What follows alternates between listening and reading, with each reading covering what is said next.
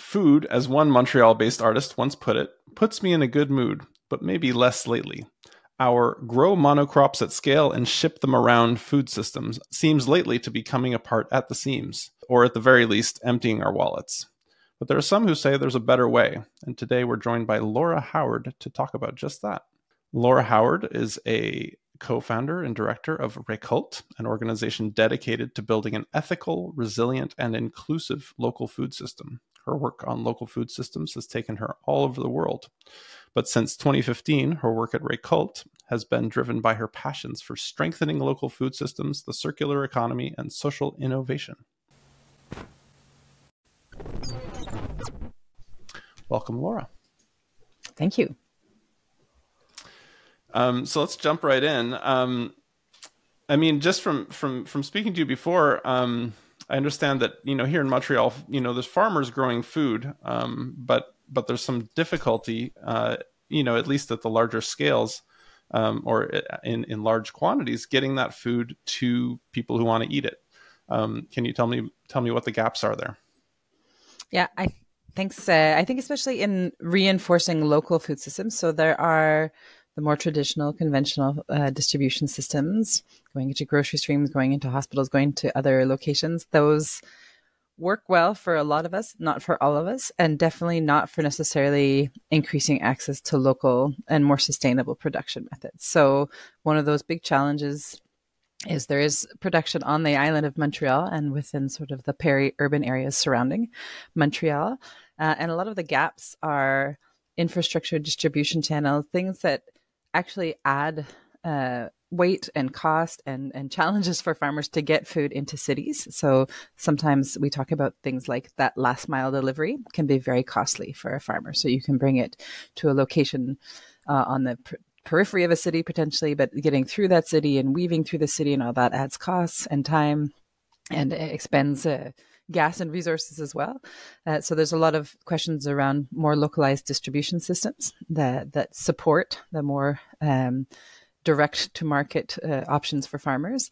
And there's also a lot of infrastructure needs. So farmers grow food. Food is a very perishable item, especially when it's a fresh product being grown on farms. If there isn't the needed infrastructure to store, to keep either cold or frozen or dry in an appropriate way, food can very quickly go to waste. And so the current market distribution systems tend to be harvest and direct to a consumer through CSA models, so community supported agriculture models. Again, that is almost as soon as it's harvested, it arrives at the consumer and they put it in their fridge.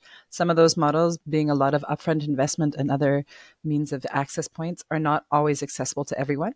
And so those local distribution and more local storage capacity is important to increasing access to even institutional players, to increasing that sort of breaking open our marketplace for more local farms in terms of accessing places and ways to get food to people.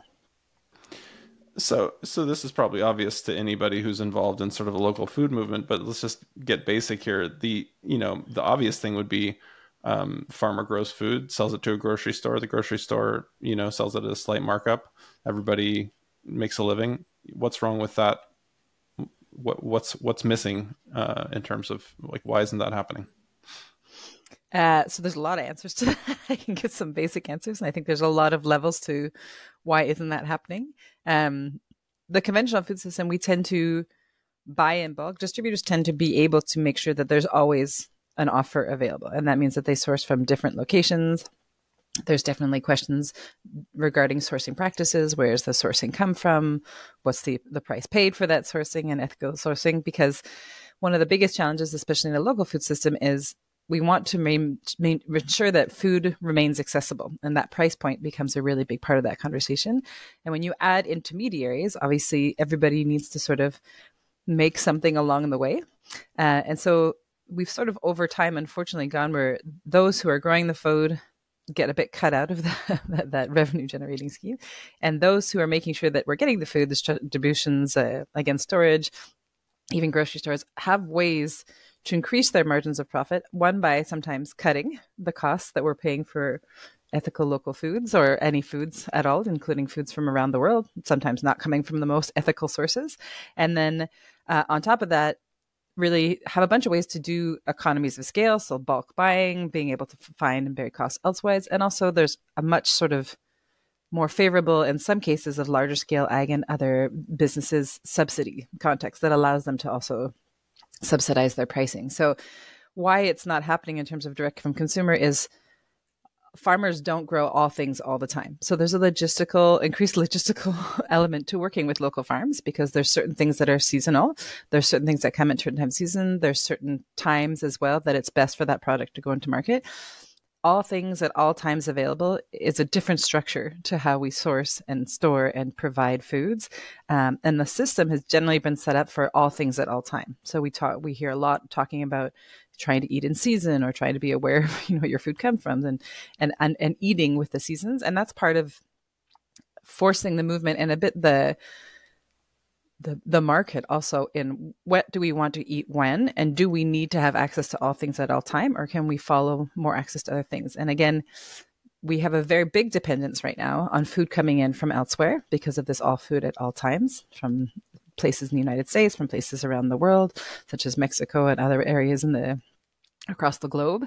And I think we'll get into this too, but in recent times too, we see those global distribution channels can quickly break down. And then when we need to turn to our local farmers, that are those that are growing food, we need mechanisms that allow us to buy locally and to understand the seasonality, and to have those working relationships and partnerships with these different partners, with these providers locally, and understand more how their season works, how we can purchase from them. There's been some really interesting projects around that, but it changes the logistics of those sort of bigger distributors and bigger grocery stores to not have all things at all time on offer.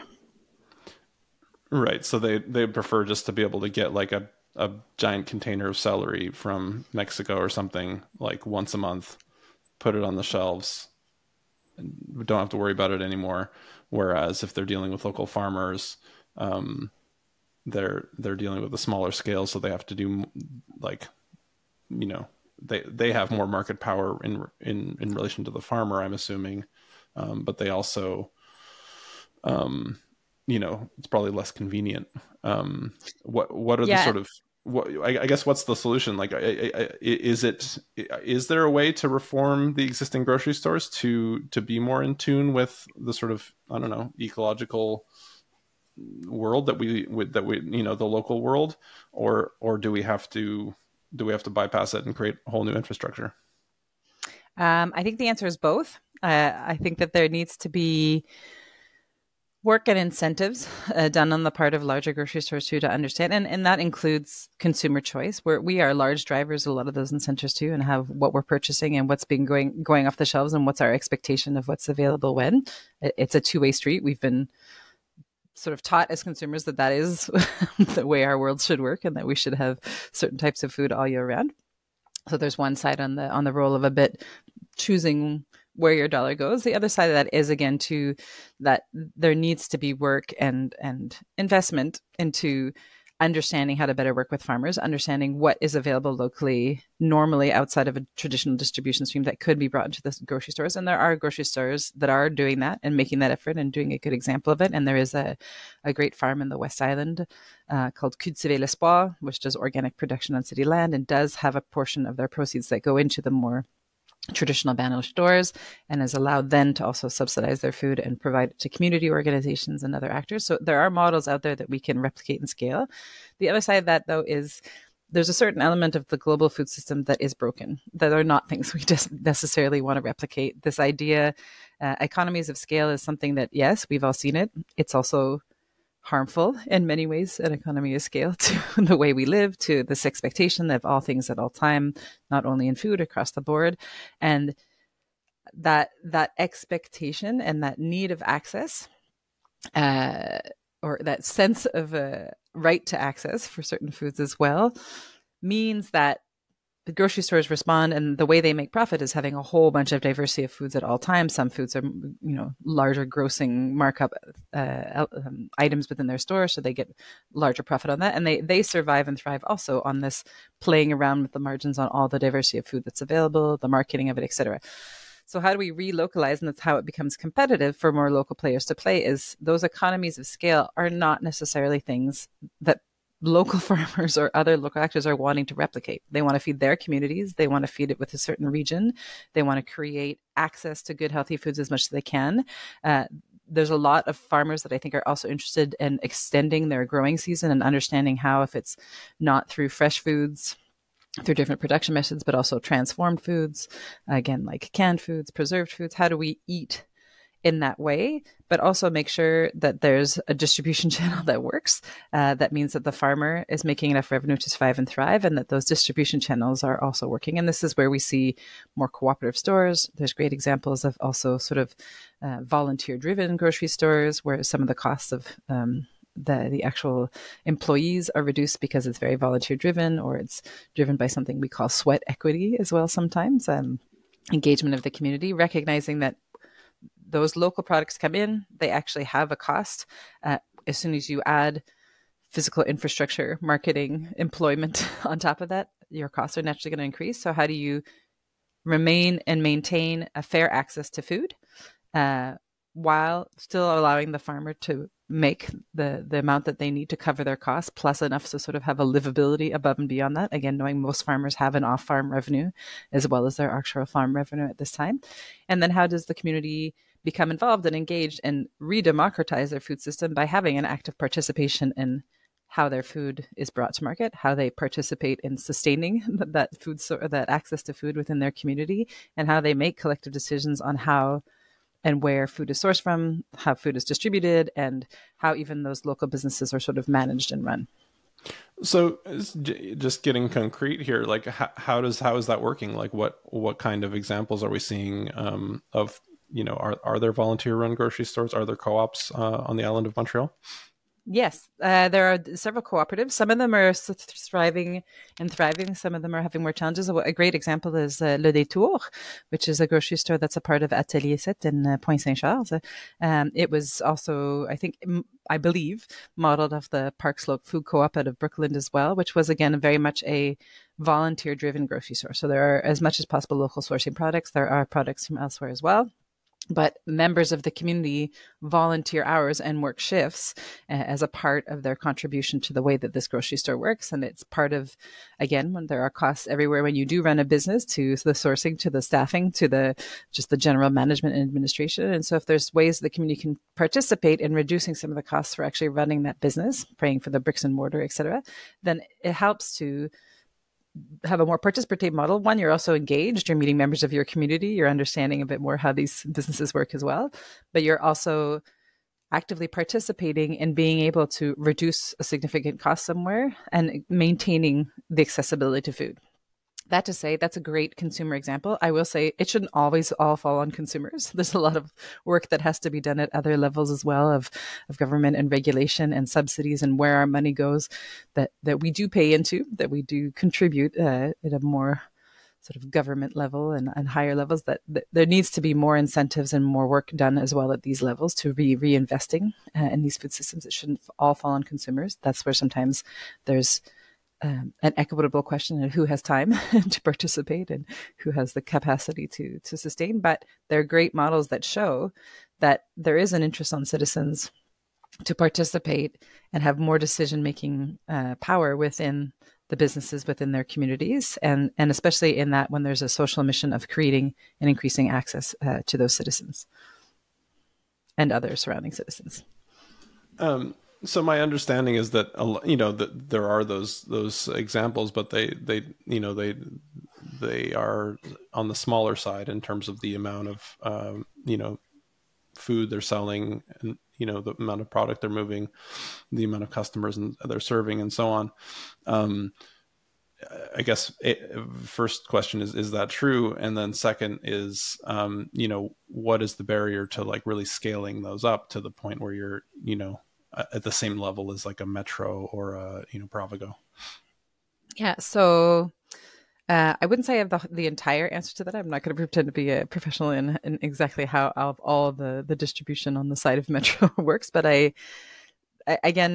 live in a world a bit of this economies of scale again too. So those businesses are able to find ways and margins to pay again for the bricks and mortar, to pay for the staffing, to pay for the other elements that sort of allow them to have these banner grocery stores in different areas. And also there is a question, I think, sometimes that we have to look at of those grocery stores maybe have high density areas where they are making a bigger profit, and then they are able to put a grocery store elsewhere in a more rural area where there may be less sort of activity or people to buying, but they have, because of that economy of scale power, that right now there is a reality that in a lot of more rural, remote communities where the local food system has maybe diminished over time or needs to be more reinforced, the main food option is that grocery store, and they tend to be grander grocery stores because they have the distribution network to get food to those more rural, remote places in Quebec versus the urban centers where the food is coming in. So there's a different context also to what is the solution in an urban center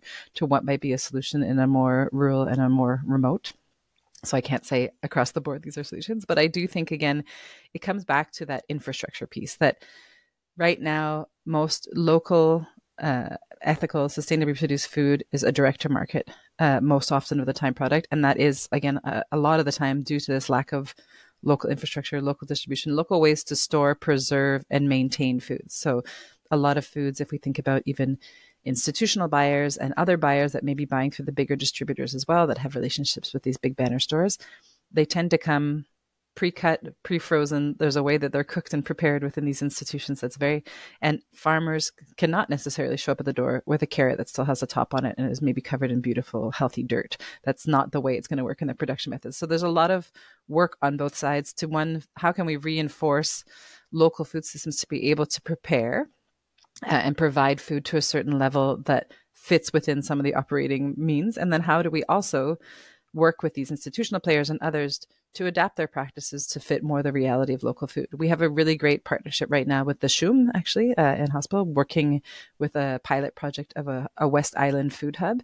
And there's a lot of that work being done to understand, what does it mean to change practices to be able to work more with local farms? What does it mean on the part of the farmers and the distribution of local products to have products transformed to a certain point where it's usable within the current systems of hospitals as well? And what does it mean for the hospital to see how they can pivot in line with their sustainability strategies to try and support and purchase more local, organic, sustainably produced foods as a part of their incoming food chain?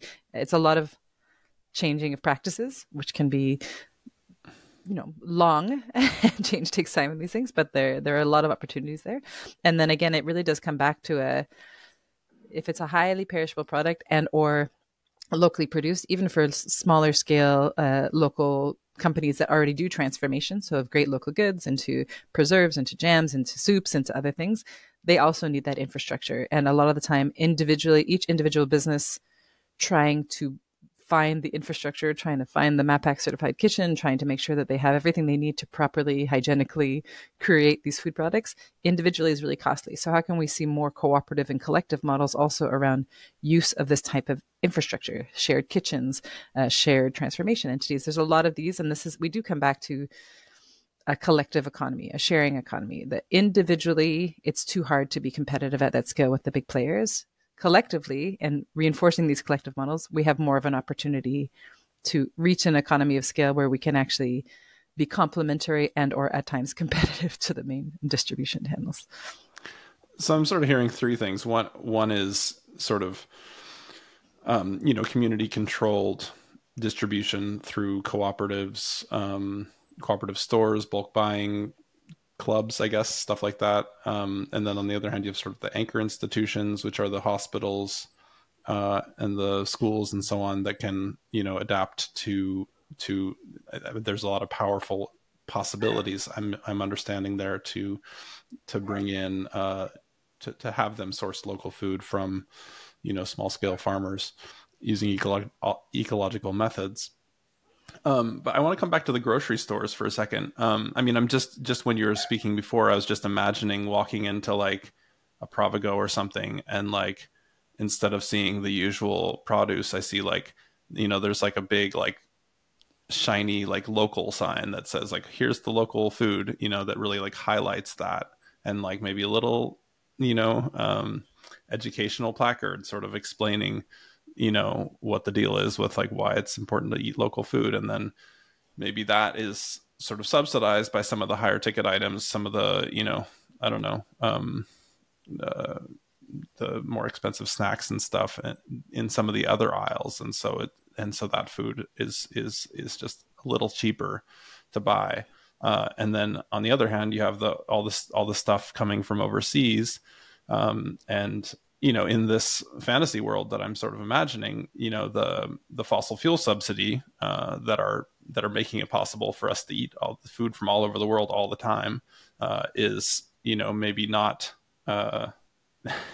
Maybe taken away, so it's a little more expensive if you want to eat a pineapple in January.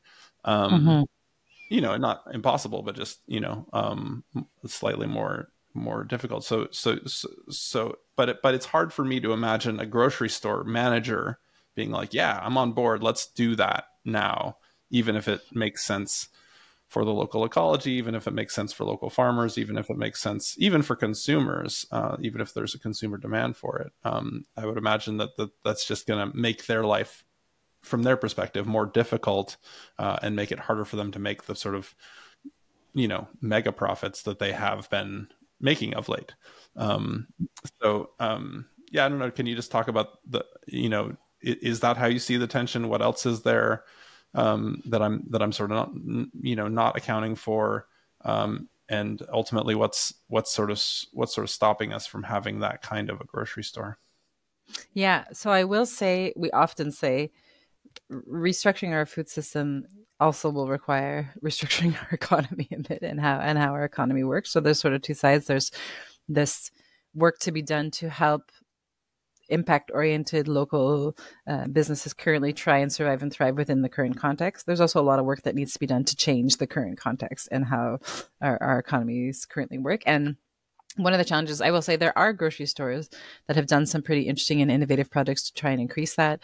There's the IGA in Ville-Saint-Laurent as well that has the rooftop garden and tries to show visibility of where the products are grown on the rooftop. There are, yes, those local sections, but there's also these agreements between large-scale grocery stores. Again, an IGA is not an individual store with its individual autonomy and choice making either by the part of the owner. They're a part of a larger distribution system. They've franchised it. Their distribution now also is a part of a larger contract that's often offered, so that there's multiple points being offered, and they really only have a percentage that they can purchase outside of those agreements. So a lot of the time you see those local sections, that's maybe the percentage that they're allowed to buy outside of these distribution agreements. I think we know it well from even working in institutions and stuff.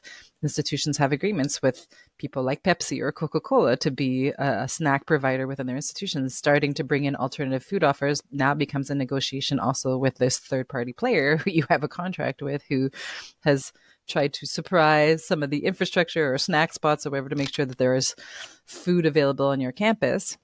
And again, we're seeing more and more on campuses these great cooperative food stores or cooperative cafes, cooperative markets on site to try and create an alternative offer even within campuses. But the challenge, we know, I mean, I won't name who it is, but I do know grocery store owners that continue to try and go above and beyond and purchase more locally, and they're fined for it because there's a risk in the eyes of the franchisees of it risking this relationship with their distributor, which is fair. Again, if that relationship was ruptured, there would be a significant gap suddenly in the food. We saw it in COVID, not because of breaking agreements, but because the food system broke down and suddenly there's things missing from our shelves and there's challenges there as well. So there's, I think, and again, where we need maybe more regulatory intervention and incentives is to say, no, it shouldn't be 5% of your overall products are locally sourced. It should be closer to 25% or 20%, and we say as well that there's relationships that we have with institutional buyers too.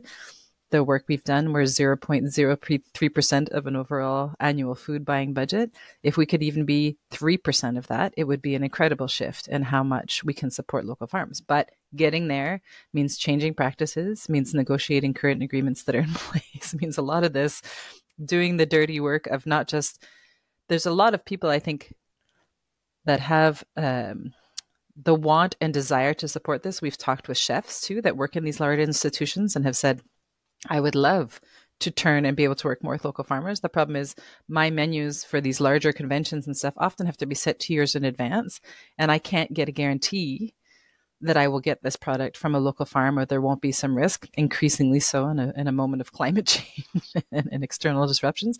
So they go with, how do they provide a service offering to clients that guarantees people can book 2 years in advance, and they know they have a chicken plate, a beef plate, and a vegetarian plate, and they know what's going to be on that plate, and they can guarantee that. So that's also a part of the, how much are those that are using those services willing to compromise? How much are we willing to also go into a grocery store and be like, hey, there isn't any of this week because it isn't available, and that's okay. And I think that's how we see these things in community supported agriculture. You don't know for sure what you're going to get every week, but you trust that the farmer will bring you good, healthy foods that will diversify your diet.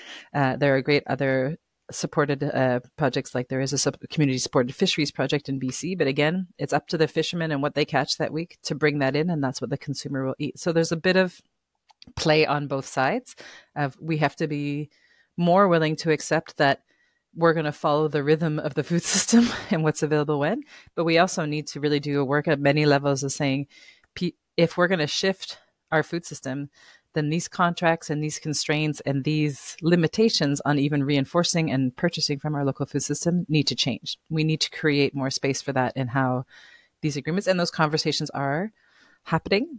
And there's a lot of negotiation. I hope, although, like you said, there's record-breaking profits for grocery stores and stuff right now too, and a lot of questions around that, and a lot of looking into that at many levels of policy and government, as well as consumers being concerned and asking questions.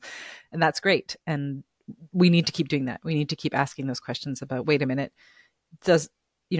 why is access seem why does a path to access seem easier through grocery stores?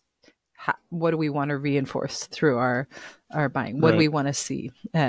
Where's our money going? And I think that's, again, where a lot of these cooperative and collective movements come, is we want more visibility, we want more traceability, and we want more purchasing power in terms of where we spend our money and what we're reinforcing and spending our money. And a lot of that isn't visible in a more traditional distribution system to a lot of people.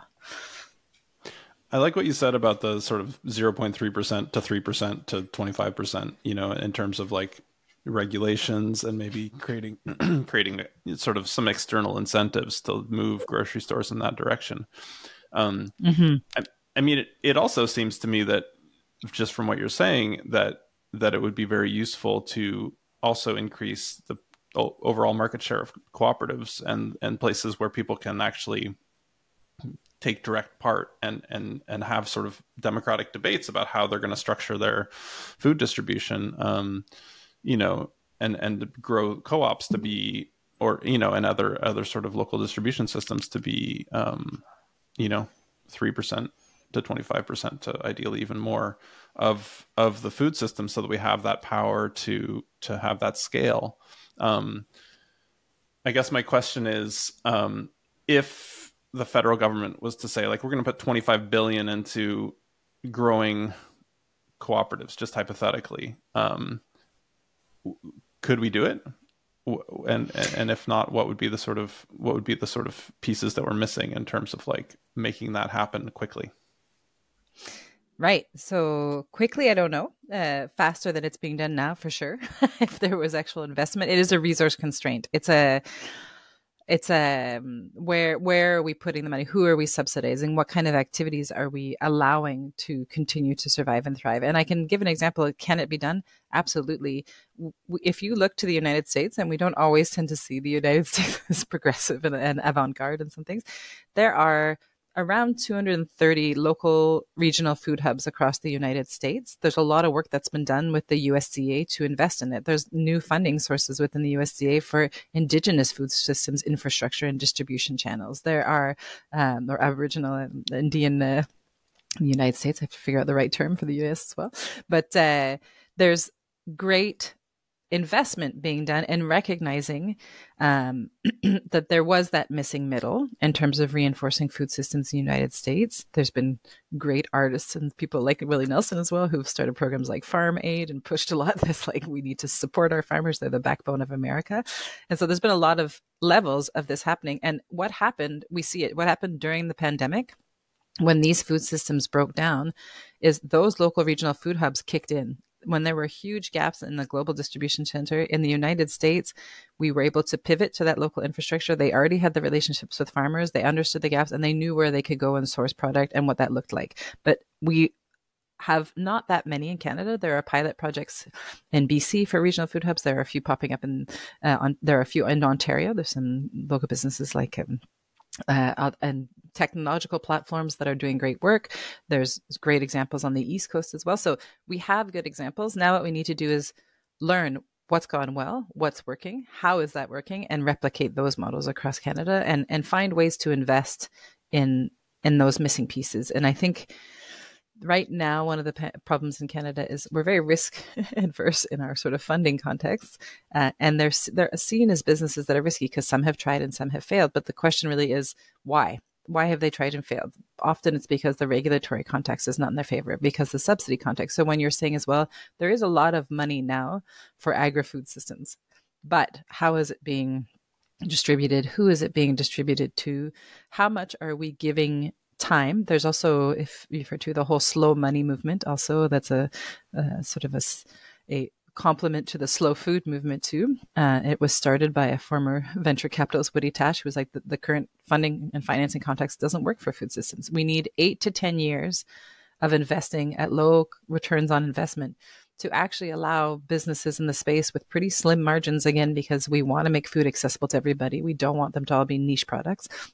But you need that timeline to have a business that emerges and survives and thrives. And I think when I discussed with you before, we talked about, often I'll use the example of if you plant a healthy seed in dead soil, it won't grow or it won't grow to its full potential. There just aren't the elements needed for that seed to survive and thrive.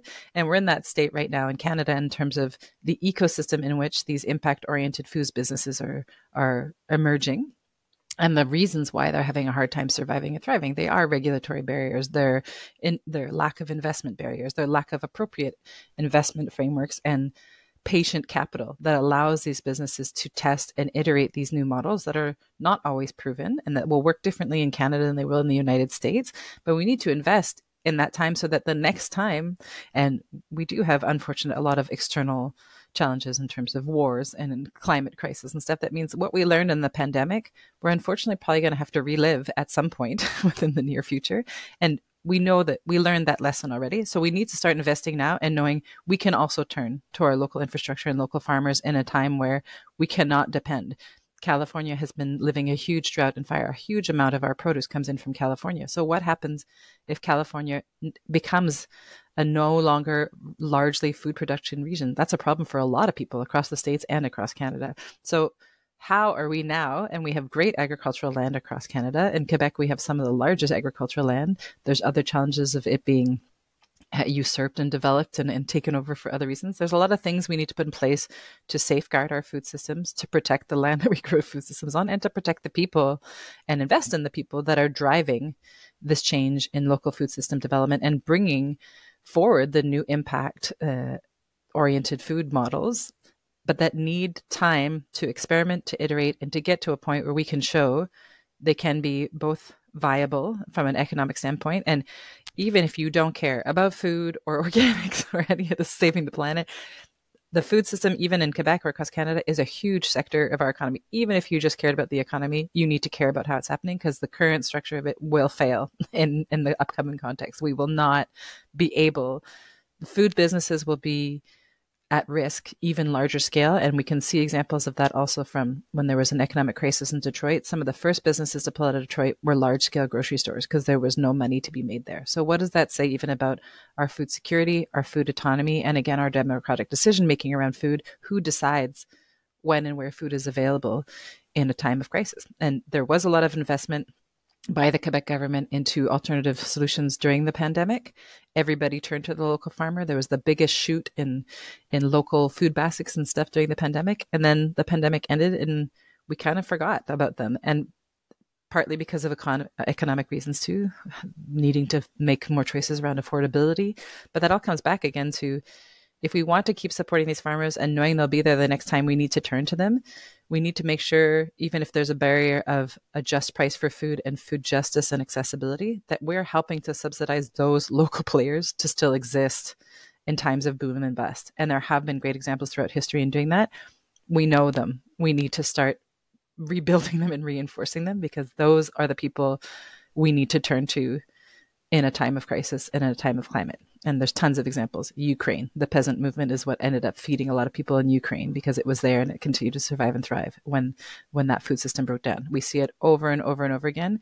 And the way we eat in Canada and in North America has also stripped a lot of other countries around the world of their local food systems. So we also need to think about that. How we eat means that a lot of products grown for us are no longer even available in local markets. That's a problem for just equity and global food security as well. People will get mad at us, and there will be more wars if we keep taking away their food sources and their capacity to survive and thrive themselves. And that's fair. Indeed. You talk a lot about experimentation, and sort of in certainly Recolt puts a lot of emphasis on innovation, and I can definitely see how you have a model that works maybe in, I don't know, the Lower Mainland, and maybe 80% of that works in Montreal, but you still need to figure out how to actually fit into the local system. You have to build up, you have to build up demand. You have to do the educational piece, as you were talking about earlier. But yeah, I guess I'm wondering if you could just describe a little more specifically what are some examples what are some of the things you're seeing in Montreal in terms of innovation. Can you talk about as maybe a specific example of Recolt's work in the last 10 years or so? Yeah, and I think it's a great example in many ways.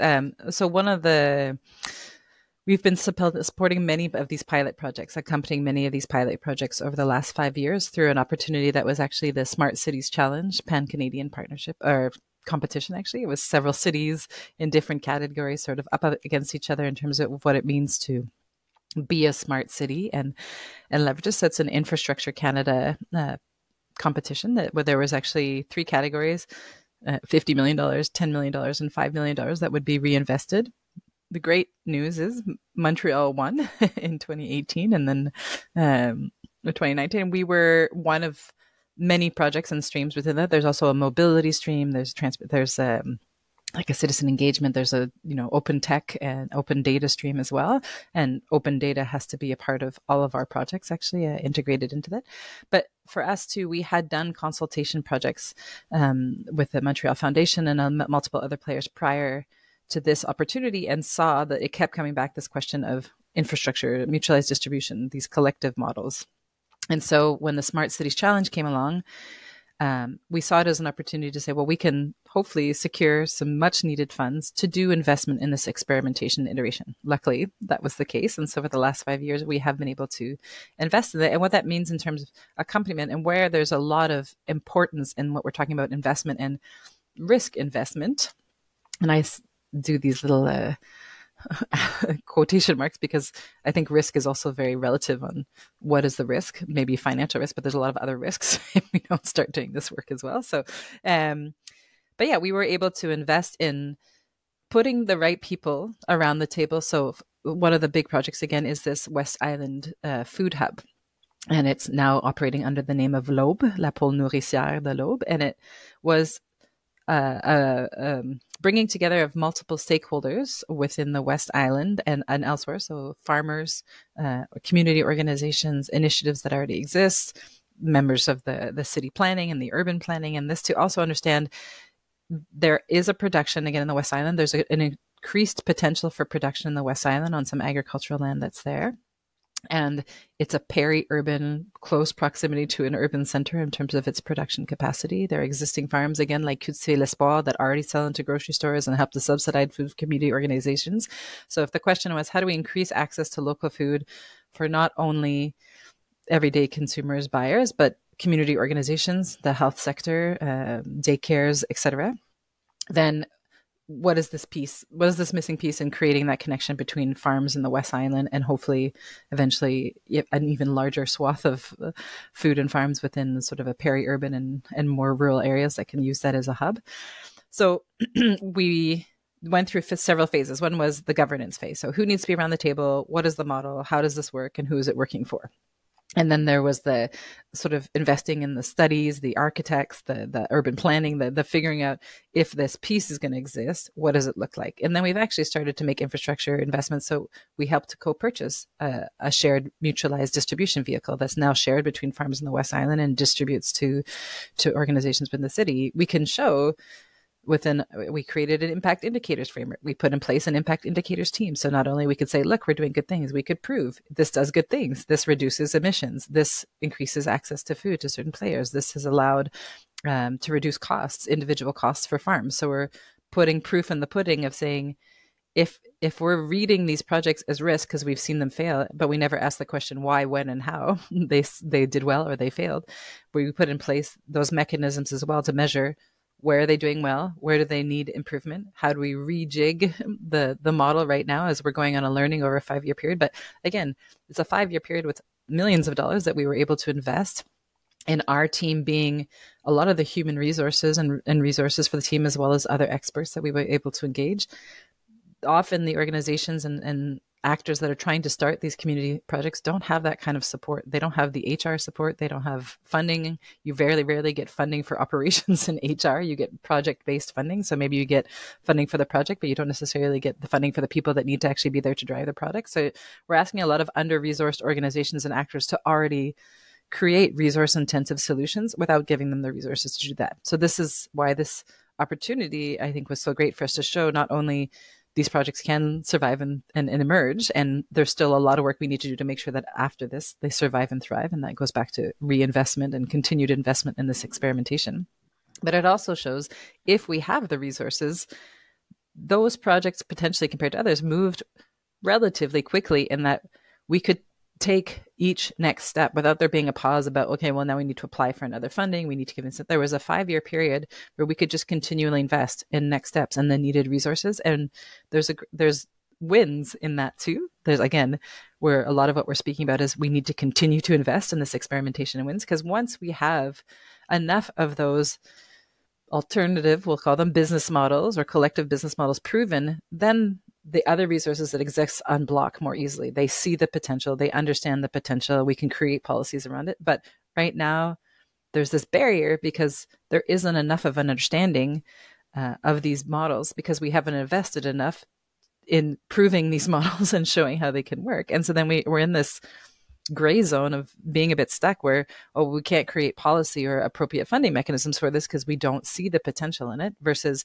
there's a lot of potential people driving and themselves investing in creating the potential around these businesses without necessarily all the means and resources to capture, improve, and communicate the success stories of these businesses. So again, another big thing we did is on our website, we have a resource center. Everything we've learned through these projects is shared in a free document. You can go see how to build a mutualized distribution track. You can see what it means to work with institutional partners. We took that learning and we shared it back with the community, because another challenge is also several projects emerge, but there isn't necessarily either the experience in the accompaniment ecosystem to help people understand how they start and build these projects, because the experience isn't there. So we need to invest in that experience, is what I'm saying. We need to invest in the governance, the early iterations of those business plans, the experimentation of those business plans, and then invest in the infrastructure and other resources that mean that these businesses can survive and thrive. And we need to do that over not a 2 to 3 year period, because that's not realistic, but as the general funding context currently, we need to do it over an 8 to 10 to 20 year period till we get to a point where we've proven business not as usual as possible over and over and over again. And then we can continue to change policies and other frameworks that now understand that business not as usual is possible. But we have to invest in that. Can you just paint a little bit of a picture? What is a West Island? What is a food hub, and what is a West Island food hub? Right now, you talked about a truck. What other? Are there? I assume there's some like storage and refrigeration. Just physically, what does it look like? What are people doing there? Who's coming in? Who's coming and going? Yeah, so there are multiple participating farms. There's Jardin Carrière, which is a good participating farm. There's the Projet Cultiver l'Espoir, again, which is a nonprofit organization that is producing organic foods on city land, and again, has more capacity to produce if they have the infrastructure. So currently, again, there's several elements. So there is an infrastructure which right now that currently doesn't exist. So it would be actual physical storage, like we talked about for dry storage, cool storage, freezing, frozen, potentially some transformation elements too. This is a perfect example of the plans are there. There is some money to invest with the funding we have. We can't purchase the building, but we can invest in certain infrastructure and such. But it's a lot of negotiating around where's the site. Do the residents want trucks moving through here? Is it an ecological site? So there's a lot of different players that come into still this negotiation, and that's important to know because that's fine. But it does mean that it extends the timeline on how fast these things can move, because it's not just hey, we're going to put a building here. It's a lot of different people that then come into play on deciding, can a building even exist there? Can distribution trucks move through this community or not, including citizens? So, but we've worked with another organization called Arrivage, which for a long time has been working to build a technological platform to connect local food systems to local buyers. They're one of our partners that we worked with them to adapt the technological platform that they have already to work for the regional food hub as well, and to make sure also that there's data and information that's being collected within that platform to help make decisions around how this hub is operating. So that was one key partner. Again, the other one was on Jardin Carrière. We actually put a larger refrigerated container, so farms from the West Island can bring products to that one central point, and that's where the distribution truck can come pick it up. And so instead of having to go to the individual farms, there's one central farm that has been a great partner that has really helped to create some pieces of the infrastructure for temporary storage. And then there's the refrigerated truck, which was a co-investment and a purchasing, again, with a lot of other contributors, but Collectif Récolte as well being one, with financial partners and supporters, and making sure that not only is that truck there, the MAPAC certification for it, all the regulations are in place for that truck. And then there's a lot of work also on, what's the distribution route from once there's the actual pickup at the farm, who is it going to, how is it getting there? And there was also great partners. We had two organizations like Coop Carbone that helped us figure out too, what's the most optimized route to reduce carbon emissions as well. If we're going to be doing a distribution route, what's the best way to do that? So there's a lot of also work with partners along the way. And there is a plan for infrastructure hub. We seem to, I'm not sure what to say, but we seem to have an agreement now of where there's some existing infrastructure that can be leveraged for this physical hub. So that's the next phase. Again, amazing. We have some investment we can do in that, but there's definitely a big question again of our funding context ends in 2025. So who now is stepping up to the table too in these projects that we've done a lot of de-risking, we've done a lot of investment, non-reimbursable investment. This is not something anybody has to pay back. We've essentially given a lot of investment into these projects.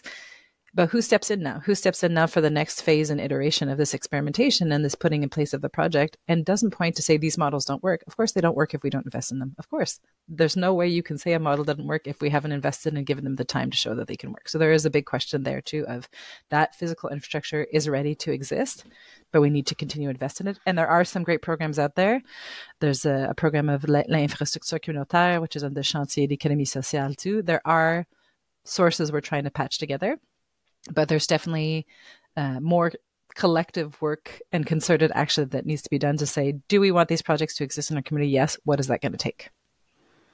I mean, it seems like there's just a lot of opportunity for, any of the levels of government to step in and just say, okay, here's 20 million. Let's take it to the next level, or something like that. Yeah, I guess I'm curious because that's a small amount of money for any level of government, the kind of scale we're talking about.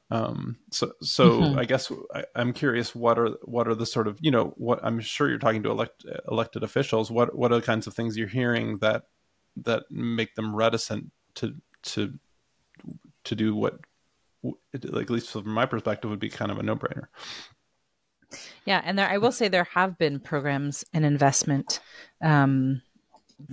from Infrastructure Canada, from Agriculture Canada, from all those places. There are investments. I think the biggest problem really is, and this is what we're hearing, is we didn't do enough to resource the accompaniment and the lessons learned piece in it. And one of the great things about, if I give the example of the US again, is there are centers like Wallace Center, Winrock International, that have a team that follow those 227 food hubs. And every year they release reports on like lessons learned from failed food hubs, lessons learned from succeeded food hubs, how to invest in a food hub. So they're creating also resources for people that want to better engage. And I think we've seen it. We hear it from impact investors. We hear it from government officials. People want to support this. They don't get it. They don't get what's happening. You talk about a food system and already you lose a bunch of people. There's not all that many people that actually understand from start to finish, how does a food get to our table, and then what happens with food waste? How does that food system happen? How can we make it more of a circular economy and more of a community economic development focused food system? So a dollar spent in a community circulates within that community or within that region more easily because of different opportunities to make that money circulate. Instead of, as we know, you spend $1 at Walmart, it pretty quickly leaves our economy versus spending it in a local baker or elsewhere. That's a whole other conversation maybe. But so I think what we're hearing mostly is that, again, yes, there has been investment in these projects, and yes, many of them have failed, but we haven't done a good job at asking why, where, and what would we learn from that? And what does that mean about a next iteration? What does that mean about investing forward? And you see this in the tech space. You see this in a lot of other spaces where a lot of money is thrown at trying, and failure is a bit more accepted. There's rising stars, there's businesses that fail. There's a lot of money thrown. There's definitely less willingness right now at throwing money at this sector in terms of without proof. So one of the reasons, again, too, that we put in place our impact measurement frameworks or what else is we have allies within the Ministry of Agriculture in Quebec, the MAPAC. We have allies, and we think we do have politicians interested in actually solving this problems for their communities, but they don't have the language and the proof themselves to say, here are the economic benefits, here are the social benefits, here are the environmental benefits, and here's how we need to influence policy to do that. So that's a big piece that I think we also need to invest in going forward, that we invested in the framework of our project, but again, that we would like to see carried forward is what's the information we need to understand to advocate for, better create policy around, better create investment frameworks and funding for, and how do we invest even now and helping to create accompaniment frameworks around these projects and people too that need to capture that information and better advocate for their own projects and initiatives. That we have projects that are working. They just don't necessarily have all the resources to do all the proof of why it's working, where it's worked, and what decisions they've made, because it's another thing they need to do. So we need to invest also in that information capture and share, that knowledge capture and transfer, to say, again, what do we know? What do we know about what's working? What isn't working? And let's not just lump sum invest and throw money at things and then be like, oh, it failed, or it worked, and we celebrate the wins without knowing why it was a win. And we celebrate that we, are disappointed by the failures with understanding why they're failures. So again, I would say that big piece now is let's learn from what we already have. We have lots of great projects across Canada. We have lots of great people that have done these projects and have great things to share about what worked and what didn't. We haven't captured that learning, and we haven't transferred that learning into something that policymakers or government institutions or other people can use, if we have allies within them, to push the needle, and or advocacy organizations on the outside to really use and say, this is the place, and a place we need to push the needle. This is a step we need to take to move this forward. That we need more. I think we have ideas around that, but we need more concrete proof. So one of the, in summary, one of the key barriers to transforming this super concrete thing, this like literally soil and food system, is more 100-page PDFs and PowerPoint files with nice graphs.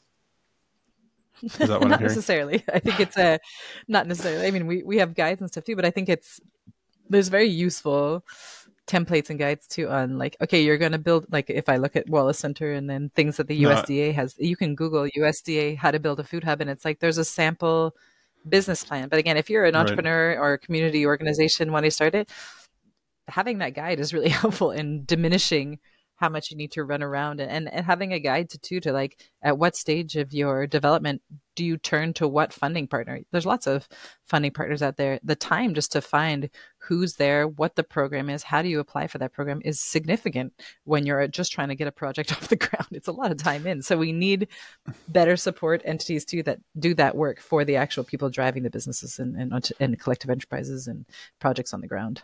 Yeah, I mean, all joking aside, I'm not knocking it. I mean, obviously that's how this sort of institutional heft of, the like commercial food system. And like, when Loblaws goes to like lobby people, they have like probably people with lots of briefcases and like documents and stuff that like feels hefty, to those Mm-hmm. policymakers. And so I think clearly we need to have our own sheafs that we can brandish. Mm-hmm. In terms of the food movement. But yeah, I guess I just wanted to come back, sort of, wrapping up here, but I wanted to come back to the land piece. You talked about sort of farms on city land, which sounds like a great idea, especially in the context of the fact that, when you hear about people who want to farm, it can be very difficult to access land. I mean, that's just out of the gates one of the very difficult things, because land and real estate speculation is just such a huge part of our economy. It's a major mainstay of the Canadian economy, but it's totally dysfunctional, and it leads to, you're getting all kinds of speculation on agricultural land, which prices farmers out of the market, and again tilts the balance, tilts the whole playing field in favor of these like giant fossil fueled monocrop grown overseas and shipped with subsidized fuels.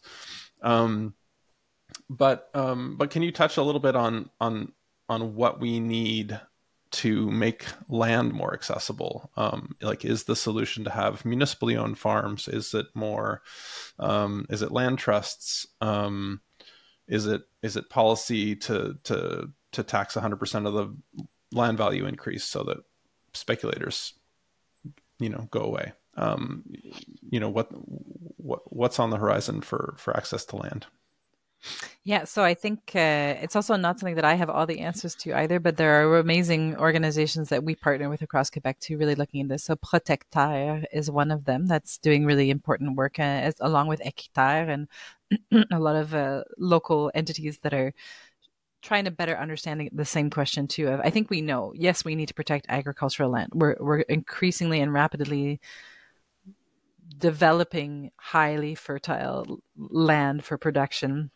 That is a risk to our access. And then we're also distancing farms and access to land from urban centers, which increase costs after the fact again, too. So you can buy land fairly inexpensively in more rural, remote communities. But if the largest accesses to market are still places you need to get to, it's hard to do that. It's hard to reinforce sort of a diversified distribution chain, which is what you hear all the time from the powers that be on it. Well, we need to see that you've diversified your business model so that you can survive and thrive. Okay, well, make that easier. So, and like you're saying, the cost of land has gone up exponentially. That increase, if anybody can even find a way to invest in that land, they have to find a way to pay off that land, which increase the costs again of how much they're going to need to charge for their products into people. So I think all of the above is a bit of an answer. We've seen great things around land trusts as well, and our cooperative models. So La Ferme Cadet-Roussel is a good example of, it was a community investment into the purchasing of land to guarantee that land would remain in production and an organic production for that community for years to come. So it was sort of a citizen-led investment. There's also in Frédéricsburg, Les Jardins des Cocanes, which is one of the first times that community bonds were used as a collective purchasing of a land just outside of Frédéricsburg, and has been given in terms of access to great farms like Raisin Farm. And Stephanie from Raisin Farm has written a great piece that was in the press on, let's ask about the sustainability of farms and what that means as well. So the question to land is a really important one, and the question to, again, the importance of us reinforcing our local food systems and our local food autonomy and what it means. We have agricultural land reserves. We have agriculturally protected land. I live on agricultural land. In theory, I cannot build any other residence on my land because it's agricultural land and should be at agricultural use. I do very small scale agriculture.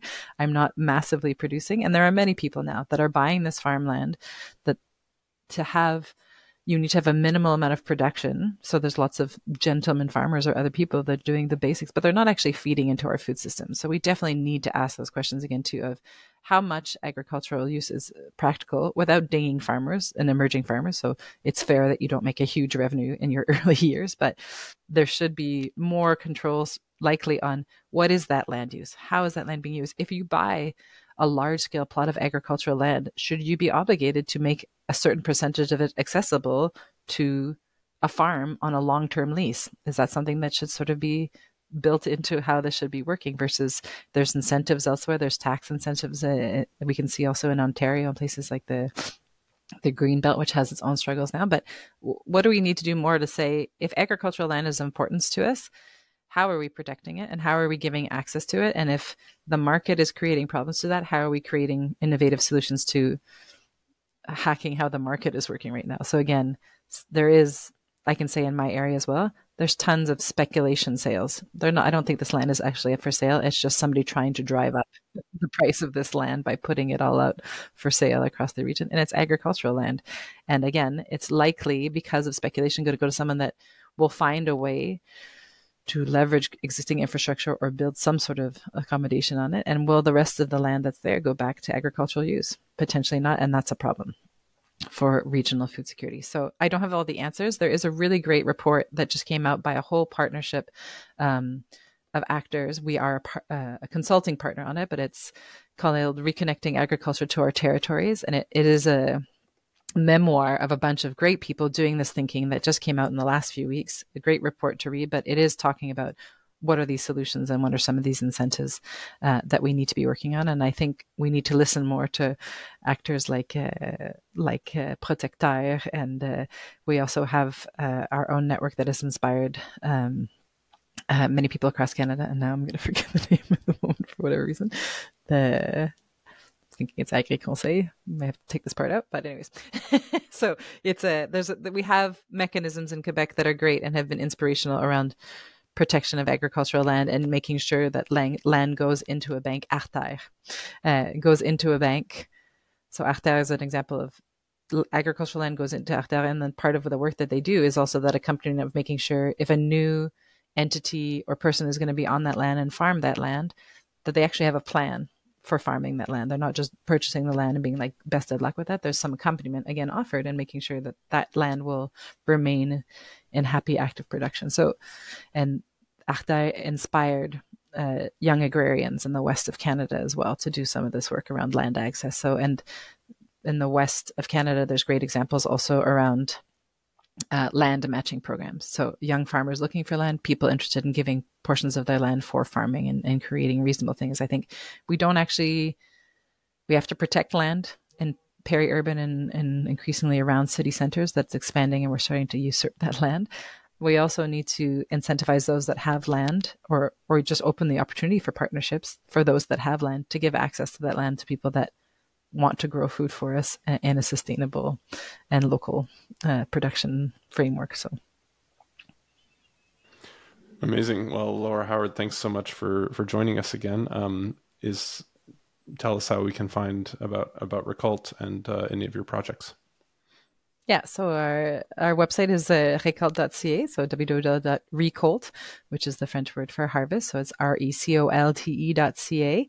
Again, our resource centers there, a lot of our resources are in French, being a Quebec-based organization, but we have webinars and workshops and resources. They're all free for your viewing and for your consultation. And we will have lots of great upcoming events and activities to get more engaged and want to continue the discussion, and happy to also through our Facebook pages and such as well under Collectif Recult. We promote a lot of other great work being done by other great organizations and innovators on the ground. So feel free to follow us and we'll happily promote all those doing good work alongside of us, and not even alongside of us, sometimes out there in the world, and we're happy to support what they're doing as well. Amazing. Well, thanks again. Thank you very much.